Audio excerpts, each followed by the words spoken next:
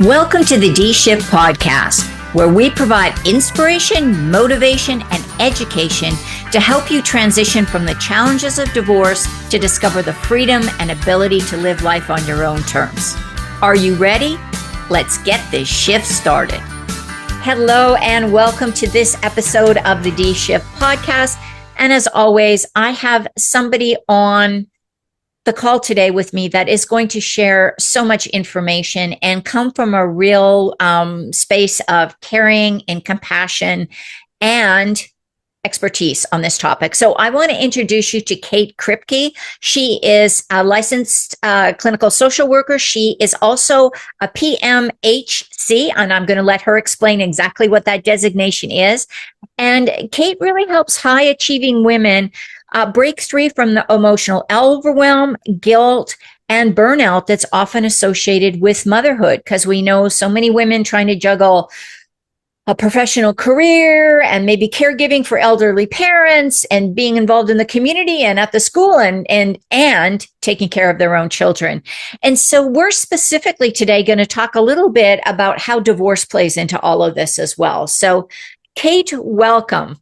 Thank you. I'm so happy to be here. Well, I'm happy for you to be here because motherhood is a big job. It's a full-time job. And unfortunately, it tends to get almost minimized even today. Like we think we've come so far, baby, but we really haven't really come all that far. It's so true. I mean, of course, I almost feel like this is the day and age of mothering where we have too much information. We've sort of swung in the opposite direction where now there is so much thrown at us about what we quote unquote should be doing in parenting. And it makes our brains crazy.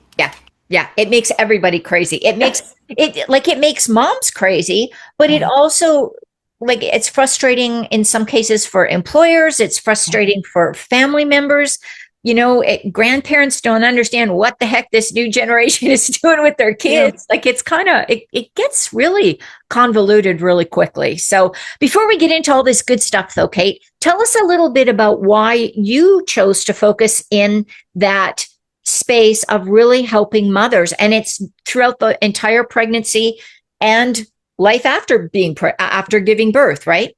Yes, that's right. So PMHC is just a certification in perinatal mental health. So I've been doing maternal child mental health work for over 20 years. I started a clinic here in Boulder, Colorado that I ran for many years. And it really, the focus of my work has been around the interconnection between maternal and child mental health. And I think we'll probably get into what are we even talking about when we use those terms mental health, because I want to make sure we're like all on the same page here. But what brought me here is both a long history of anxiety myself. I was raised by two very overachieving parents who worked full time. I am also the product of divorce. My parents got divorced when I was 16, so I was a little bit older when they did end their marriage. But what I felt a lot of growing up was the stress and pressure that they were both carrying. And I think it's one of the things that we don't always think about and realize is that quote unquote good parenting is much less about doing, what am I doing, and much more about how am I doing it, right? And I was raised by parents who really, I mean, I would think they would probably say they gave me everything I would have wanted and needed. And yet I was swimming in a lot of emotional stress and anxiety as a child. So I have a long history of my own anxiety. And when I moved into this field, I thought I wanted to work with kids.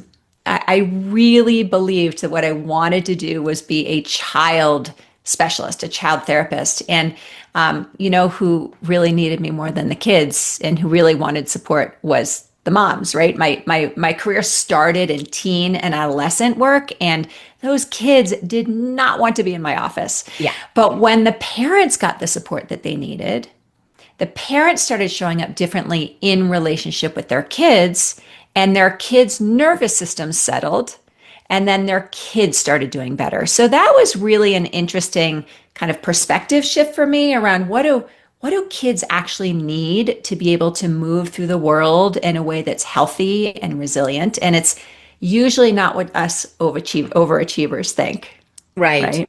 Yeah. I had very severe postpartum anxiety after my own daughter was born, and that just took me in more of that direction. My girls are now 16 and 18, so I've been in my own practice of grounding myself from the inside out and helping other women do that for quite a long time. Well, and I say this all the time, Kate, so I kind of feel like a broken record on this, but really, when people have a lived experience and then have done the work themselves and then have gone out and got the certification and the training and the years and years of CEUs and everything else you've got to do to maintain those certifications, you really come at it from a different place than somebody who's just theoretically approaching the concept, right? I really do believe that makes a big difference. So, I want to say up front, thank you for what Oh, you're yeah. doing, because I do agree that moms really do, I think, need a lot of support, but maybe they feel like if I ask, especially if they're high achievers,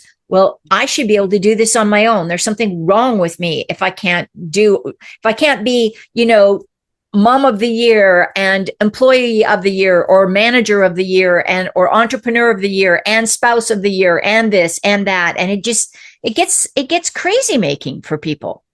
I think if we just even dabble in the neuroscience around this for a moment, Marty, it's really interesting because the part of our brain that's required to achieve all those amazing things, right? The grades and the job and to reach the goals and the accolades and that kind of problem solving, solution focused, organizing, controlling part of our brain is really useful for many things in our life, not so useful in relationship building. Yeah. And I think many of us who, I certainly would put myself in that category as a overachiever, a recovering overachiever, a high achiever, right? Well, I know when I entered motherhood with my first, who's now 18, it was like a Mack truck hitting a brick wall where I was forced to slow down physically, emotionally, psychologically, and I didn't know how to be still. I didn't know how to sit still in all the feeling that comes in new parenthood. And many of us aren't taught how to access that part of our brain. We try to problem solve our way through that. Yeah, it's almost like, so I'm going to be really sexist here right now, but Yeah. that whole book, Men Are From Mars, Women Are From Venus, and the whole way that even men and women approach problems in life. Of course, we're all a blend of everything, Yeah. but there's kind of a way that women, I always say women in mediation approach the emotional side and men are on the number side. And then this is why mediations break down, because it's like one speaking Italian and one speaking English or French or something, two completely different languages. And I do agree with you. High achieving men and women tend to fall more on that logical, analytical, but also sometimes very high emotional state, but they just don't want to acknowledge the emotional state. That's what I find. Well, what I find in so many of my clients is that they were raised in families, and there doesn't have to be any big T trauma, right? I mean, we can kind of some of us had big T trauma, but even if that didn't happen in someone's history, many of these women were raised in families where there was several things happening. Number one, an achievement focused mentality within the family, right? Where there was sort of a lot of talk about grades and schoolwork and sports teams and, that sort of numbers based questions, right? How Right. did you do on the game? What was the score? How'd you do on your test, right? Again, it's well intentioned, but that can set the stage for that part of our brain to kind of go on overdrive. Or they were raised in families where there was emotional or physical illness in a parent, or a lot of conflict, or kind of more strict parenting, or for that matter, a family where the feeling and emotional experience of themselves as a child was not made room for, right? So that there was a need to really stay in that, kind of learn how to problem solve, learn how to fix things, learn how to show up and think and act a certain way in order to get what we needed from our parents. Many of my clients grew up in those households. Right. And so they never really learned how to stay slow and steady with the feelings that come up for all of Yeah. us as Yeah. humans. When you were talking about that, I was just thinking, I was just talking to a client of mine the other day about how she needs to be constantly being promoted. She doesn't feel happy if she gets stuck at one level. And we started talking about the fact that all her validation has to come from external and it has to Yes. be measurable. Yes. Anything that just happens, like if she just has a really good, like a gratitude journal, she basically told me, this is just stupid. I'm not doing this because how do I even know if this is right? And I said, well, if you can't feel gratitude, what's going to happen if you ever lose your job? Who are you going to be now? And she goes, I don't know. I never thought about that. So it's interesting. Yes, I think that really tracks. I really Well, hear. and that your story, I hear all the time, right? So many of us who fall into this category are also really used to that kind of critical voice saying, do more, be more, don't slow down, get to the next level. You're not good enough yet. And that critical thinking, many of us are taught to have that feel motivating, like I'm motivated by it. But of Right. course, again, what the brain science tells us is it actually slows us down because it puts us into a state of sympathetic nervous system response. So we can't even access our full brain from that place. Right.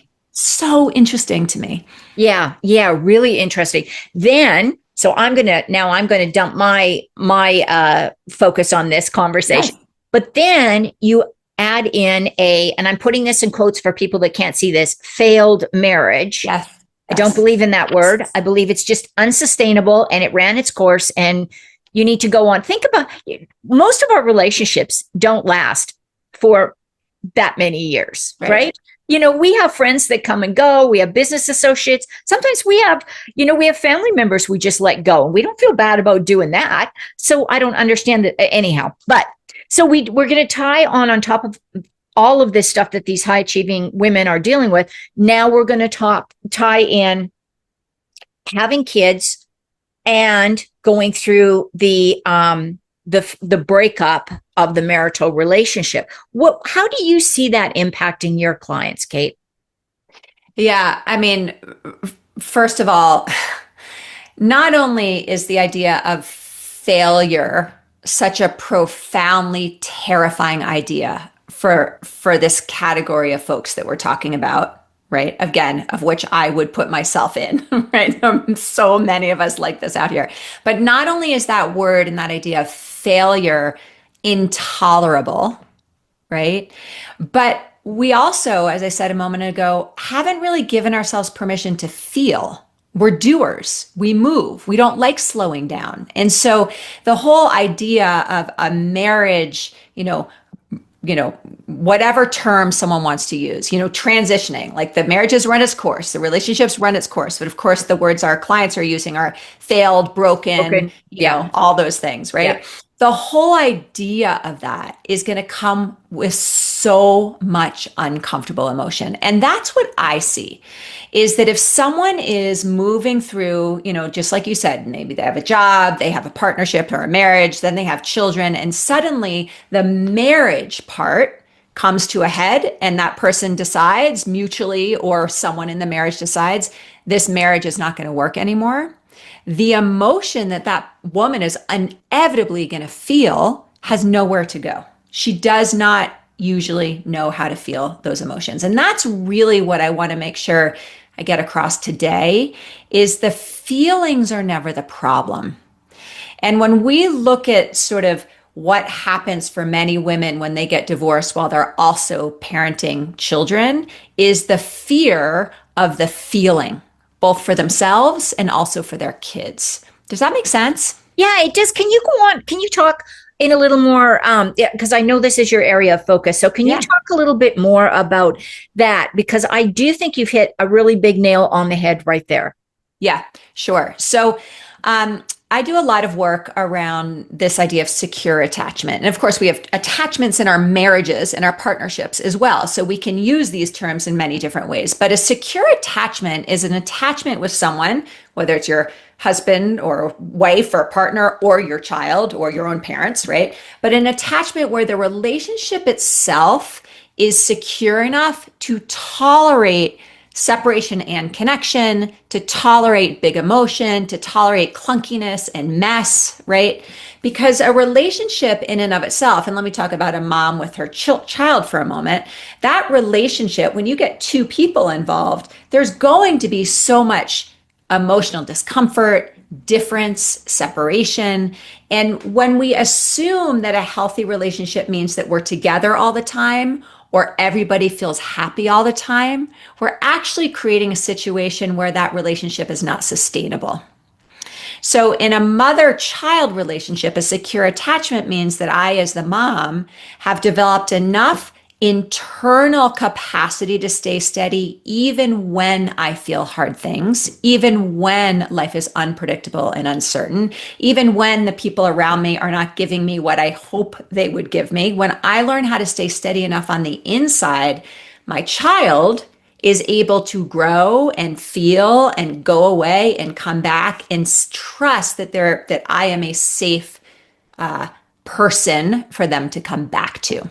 Does that Right. make sense? Yes, absolutely. And I think that's where we've had people come on and talk about the four kind of attachment theory and those kind of things. And that's where the parents, and I'm not going to pick on moms, I'm going to say the parents Yeah. that don't let their kids fail, that don't let their kids try new things, that are constantly fixing situations for their kids before they even get broken. Those kids become so dependent on that parent that that's not secure. That's a really unhealthy type of attachment, right? That's right. I mean, somehow, and I think this is happening more and more now than it was, when I was being raised, when you were being raised, when sort of, we're looking at this like new generation of parents right now with young kids. There's this expectation that we should make sure our kids feel happy all the time, Right. that our kids are happy, and then that we feel responsible for their happiness. And by the way, this is one thing. I can't tell you how many women I've worked with over the 20 years in this career who know that their marriages are not healthy for them or for their families, but they're afraid to leave those marriages because they're afraid it will make their children unhappy. Right. There's such a fear of the emotional impact on a child. And I mean, not only is it impossible to make someone happy all the time, but we want our children to feel uncomfortable. Right. We don't want to protect our children from pain and discomfort. When we do, we're getting in the way of that secure attachment, because a secure attachment enables a child to feel all the things we would expect that child to feel and still trust that they're okay at the same time. Right. And that means, being there to comfort them. And that obviously doesn't mean let them do things that might physically harm them or mentally harm them. But, it's funny because I grew up on a farm, right? So we were doing things that nowadays people would never let their kids do, and I'm not saying that was always good, because there was obviously, health issues and things that may have come up. But now I see parents that are going through divorce, and because I work mostly with women, but where it's like you say, their children can never be upset if they come home from the other parent's house and say, well, I was bored over at, mom or dad's house. The first thing they do is they're on the phone. Like, you got to find, you can't have the kids if you can't keep them entertained. And I really think that that's a mistake, because kids, you have to be able to deal with boredom. You're going to experience it as an adult, right? You've got to learn how to deal with these things.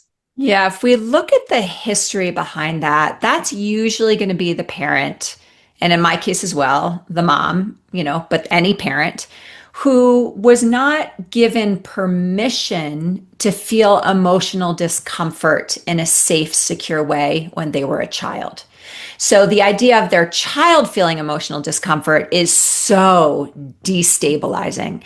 And that usually is also that mom or that parent who doesn't know how to feel their own emotional discomfort and Right. still trust that they're okay at the same time. Right. So there, we know that there is a really, really important overlap between maternal and child mental health. But as I said in the very beginning of our conversation, mental health does not mean that we feel good all the time. It does not mean that we feel happy all the time. It means that we're willing to feel the whole gamut of emotions that come with being human. You know, if my internal emotional landscape matches what's happening externally in the moment, that's a sign of mental health. So we don't want to push away or distract or prevent ourselves or our children from feeling the things that are important and valid and expected and normal to feel. And that's one of those things that happens, I think, for moms who are going through divorce, is that they fear that their children are going to feel sad or angry or disappointed or scared, for that matter. Right. Right. And of course they are. Makes perfect sense. But we want to make sure that there's enough support in there for the mom to trust that she can feel all those things and still be okay and not be broken or have that mean something horrible about her, or even have that mean that she made the wrong decision, right? Or that something bad is happening. But we want her to understand that the feeling's never the problem. You can take care of yourself and feel those things, and your child can feel those things. Right. And the attachment, the bond, the security that happens comes from allowing your kiddo to feel those feelings that are very healthy and appropriate to feel. Yeah. So one of the things I know you talk about is that impact of the parental feelings on the kids during divorce. And so, like you touched on it, that so many people don't want their kids to experience anything. What are your thoughts on if your child is, let's say, sad or angry or maybe even lashing out behaviorally through the divorce? What are your thoughts on how do you approach those conversations? And I know it's going to depend if your child is 2 or if they're 16, I get that. But what do you think might be sort of a good general piece of advice or general set of guidelines you'd give to moms who are like, I don't even know how to start this conversation with my kids? Yeah. I love this question so much, Marty, because what I want to recognize is this experience you're describing is inevitable. This isn't an inevitable experience if someone gets divorced or stays married, right? We're just talking about big feelings here. Right. But let's talk about the mom who's either in the process of getting divorced or who has gotten divorced, right? Or maybe is just in the part of like, ooh, I am feeling a lot. And this, I will say to you right now, which I am certain you would agree with, is that what we need to do as human beings is to be able to ask ourselves, what do I want and need to be healthy and well enough in my life to be able to live my life the way I want to? Yes, I 100% agree with that. Absolutely. Yeah. And sometimes that might be to stay married and to be in this relationship. And sometimes it might be to not, right? And there are a million reasons that but we want to ask ourselves that question as a parent, because as a parent, my job is to be able to show up and be present with my child so that they have their emotional, psychological, physical needs met. And it's really hard to do that when I'm distracted or debilitated by something that's getting in my way of my health and well-being. Right. So I think it's really important to realize, I mean, you said it's important to realize how their feelings impact their children. It's also just important to realize how their thinking and their behavior and their beliefs impact their children, because we communicate with our kids in so many ways, not just our words, right? Our facial expressions and our body tension and our eye gaze and all these things. All behavior is a reflection of feeling. So when kids act out, which most kids do at some point, and kids will when there's big change in their life, like a divorce, when kids act out, underneath that behavior is a feeling. And we almost always go right to the behavior. Right. We worry, quote unquote, about the behavior, or we discipline the behavior. Now, of course, boundaries are really important, but what we want to do is go underneath and get really curious about the emotion. Right. Sadness, anger, fear, the kind of easy statement that I always pull out of my back pocket, both with myself and with my kids and other clients is, of course you feel that way. Of course. Of course you feel that way. Tell me more. Yeah. Well, you're leaving daddy, or daddy is leaving, or mommy is whatever. I mean, kids don't obviously have the brain capacity to understand the full picture, but we get worried about the words. We get worried about what we're watching and the behavior when underneath the emotions always make sense. And that's where the connection happens. Right. So, yeah, go ahead. No, I was going to say so full disclosure, I was a behavior consultant for many years for school districts. And so we used to use like functional assessments, and we used to do a lot of the backwards chaining to figure out where things were coming from.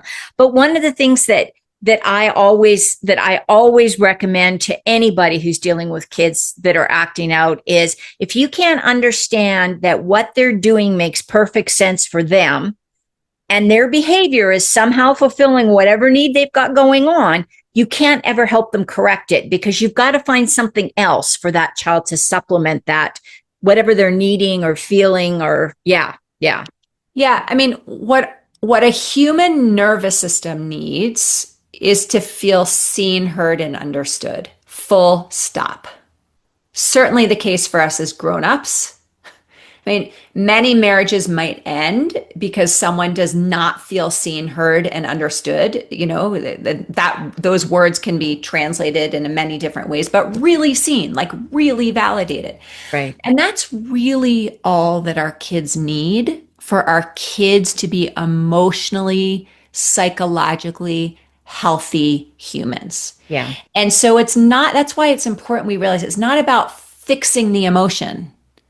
It's about hearing the emotion and making room for the emotion so that emotional child can feel held in their experience. And again, yes, boundaries are important. We can't, just because we feel angry doesn't mean we can kick and hit and harm people, right? But the anger itself is going to make sense for a child whose parents are getting divorced. Right. Yeah.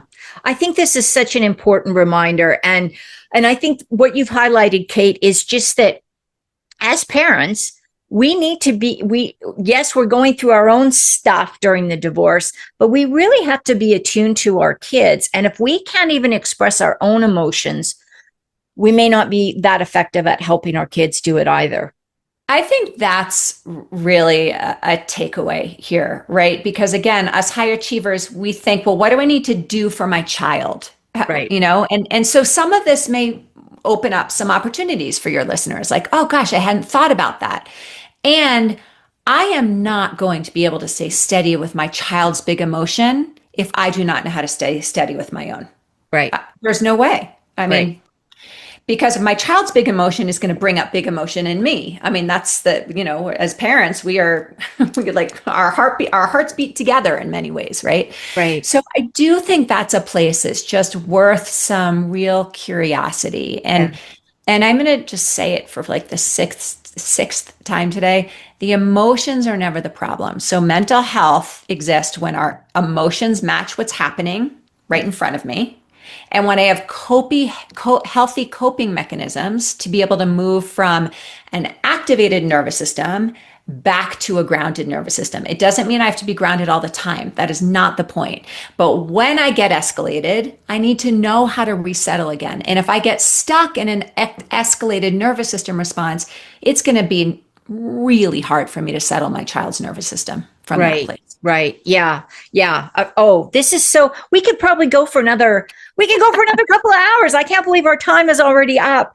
Kate, you shared so much information. Out of everything you've talked about and all your, what is so effective for people, what's the big takeaway you want to leave people with today? Yeah, I think I want people to understand. I think many of your listeners are worried about the impact that divorce might have on their children, and maybe even worried about what the impact of divorce might have on their relationship with their children. I just really want to remind folks that secure attachment happens in micro moments with our kids. We do not have to be around all the time. It's okay if your child spends half the time with their other parent. We do not need to be with our child all the time to have a secure, healthy, loving relationship. We do need to know how to stay steady in the emotions of life, not just the happy, joyful ones, but also the really tricky, uncomfortable ones. And it's those moments of staying connected in hard emotions that builds resilience in our children's brain, that helps strengthen those relationships. And it's just really, it's about the moment. And we need to know how to get ourselves steady first before we can do that for our kids. Yeah, yeah. What an important message. Kate, if people want to, now you, before we get into how people can get hold of us, you have actually offered a gift for everybody. And I do want you to talk a little bit about that because I think it's going to be phenomenal if people want to follow up and do a little bit of work on what we've just talked about. So can you share with us your Calm Mama Reset? Yeah, I sure can. So this is a 21-day reset where I'm really going to teach your listeners how to tend to their brains so that their brains can be resilient to stress. So again, a lot of us overachievers, we're used to taking care of everybody else and not taking care of ourselves. And this idea of quote unquote self-care feels not only selfish, but like with what time? I have so much to do.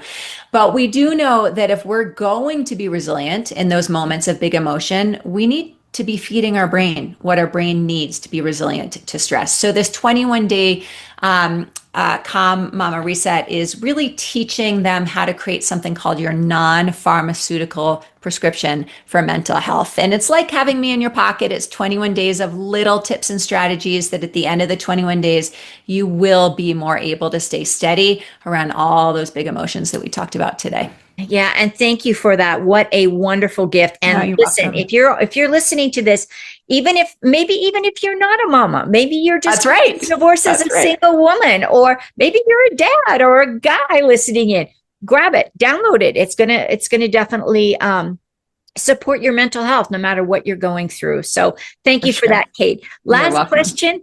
If people do want to reach out, find out more about what you do or work with you, what's the best way to do that? Great. So I am active on Instagram at Kate Kripke. I love talking to people on the back end over there. So feel free to come in and ask questions about this if anyone has questions. I have a website that people can go to, katekripke.com. And there's just a short 30-minute masterclass on there that talks about the Calm Connection System. And that's just a system that I created to help moms move from that emotional reactivity, anxiety, guilt, overwhelm, back to calm and connection. And I'm happy to have people learn more there as well. And I'll make sure you have that link also. Thank you so much. So all of that's going to be in the show notes. Kate, thank you so much. This has been such a wonderful conversation, and I so appreciate you sharing all your expertise and wisdom here. Thanks for the invitation, Marty. I loved it.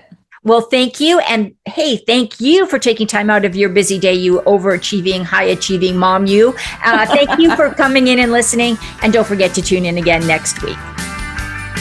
Thanks for listening and supporting the D-Shift podcast. If you would like to attend live trainings by our amazing guests and have a chance to ask questions and get answers from our experts, join the D-Shift crew. For more details and to sign up, head on over to www.divorcecoachforwomen and click on the podcast page.